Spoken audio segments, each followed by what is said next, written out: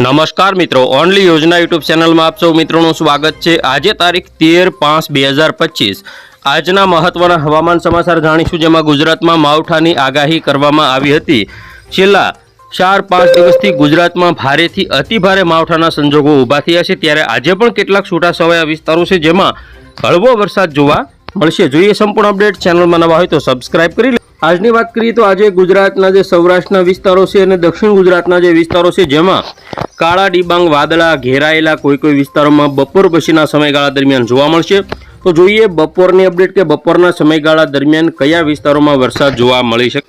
બપોરે 1 વાગ્યાના સમયગાળા દરમિયાનની અપડેટ જોઈએ તો કેશોદ આજુબાજુના સૌરાષ્ટ્રના વિસ્તારો છે, માંગરોળ છે, વિસાવદર છે, ધારી તેમજ ખાસ કરીને દરિયાકાંઠાના જે વિસ્તારો છે કોડીનાર, ઉના, રાજુલા સુધી સામાન્ય સાટાસૂટીની શરૂઆત થઈ છે।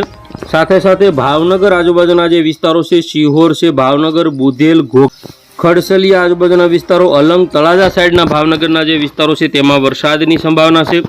દક્ષિણ ગુજરાતમાં ભરૂચ, દહેજ, કોસંબા, વંકલ તેમજ જે બારડોલી આજુબાજુના જે વિસ્તારો છે તાપી, નવસારી, બિલીમોરા, વલસાડ, વાંસદા, ડાંગ તેમજ સાપુતારા આજુબાજુના વિસ્તારો, વલસાડ, ભવના, તંબોશી, વાપી, કપરાડા તેમજ ખાસ કરીને દાદરા, દમણ, નગર હવેલીમાં પણ વરસાદી સિસ્ટમ એક્ટિવ થશે।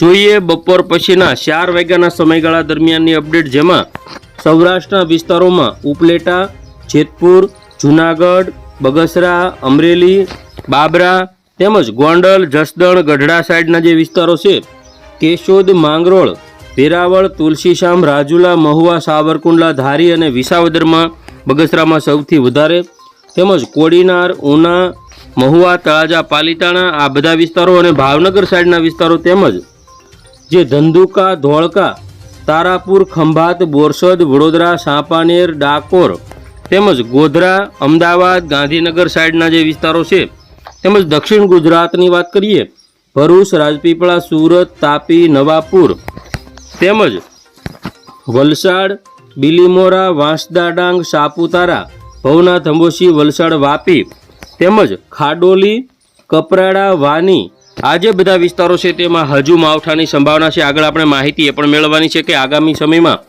નવા માવઠાની શક્યતા ક્યારે રહેશે, પ્રિમોન્સૂન એક્ટિવિટી ક્યારે શરૂ થશે તે પહેલાં જોઈએ સાંજના 7 વાગ્યાની અપડેટ। તો છૂટાછવાયા ઝાપટા જૂનાગઢ, કેશોદ આજુબાજુ તેમજ ખાસ કરીને ગોંડલ, રાજકોટ, જસદણ, બોટાદ, ગઢડા અને બાબરામાં જોવા મળશે તેમજ ચોટીલા આજુબાજુના વિસ્તારો છે, રાણપુર, લીંબડી, ધંધુકામાં પણ સામાન્ય ઝાપટા આપણને જોવા મળશે। અમદાવાદ આજુબાજુના જે વિસ્તારો છે, ગાંધીનગર, માણસા, અમદાવાદ તેમજ ખાસ કરીને જોઈએ આપણે તો આજે બધા છોટાઉદેપુર સાઈડના જે વિસ્તારો છે, છોટાઉદેપુર, અલીરાજપુર, કવાંટ, બોડેલી, સાંપાનેર અને પીપલોદ, ગોધરામાં પણ વરસાદ આપણને જોવા મળશે અને વલસાડ સાઈડના જે વિસ્તારો છે વાંસદા, ડાંગ, સાપુતારા, વાની, કપરાડા, ભવના, તંબોશી, વાપી, ખાડોલી, કપરાડા આ બધા વિસ્તારોમાં પણ વરસાદ આપણને જોવા મળશે।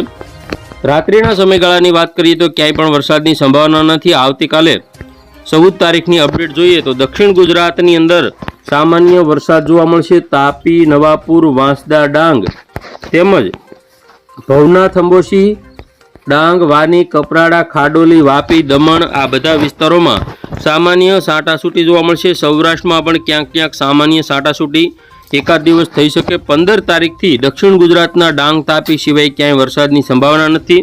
આગામી 17-18 તારીખની અંદર પણ સિસ્ટમ દક્ષિણ ગુજરાત સુધી પહોંચે અથવા ન પણ પહોંચે, પરંતુ કેટલાક લોકો માની રહ્યા છે કે આવતી 22 તારીખ પછી ગુજરાતમાં માવઠાના સંજોગો ઊભા થશે, તો અત્યારે એવી કોઈ શક્યતાઓ જણાતી નથી। હવે આપણે વાત કરીએ આવનારું ચોમાસું ગુજરાતમાં ક્યારે બેસી શકે, તો ખાસ કરીને કેટલીક અપડેટો એવી પણ છે જે આગામી 13 જૂનથી 15 જૂન વચ્ચે વાવણીનો જે પ્રથમ રાઉન્ડ છે તે ગુજરાતની અંદર આવી શકે, જેમાં સૌરાષ્ટ્રના વિસ્તારો હોય, દક્ષિણ ગુજરાતના વિસ્તારો હોય તેનો સમાવેશ થાય। ત્યાર પછી આગામી 21 તારીખથી લઈ અને 30 જૂન સુધીમાં સમગ્ર ગુજરાતની અંદર વાવણી લાયક વરસાદ થઈ જશે।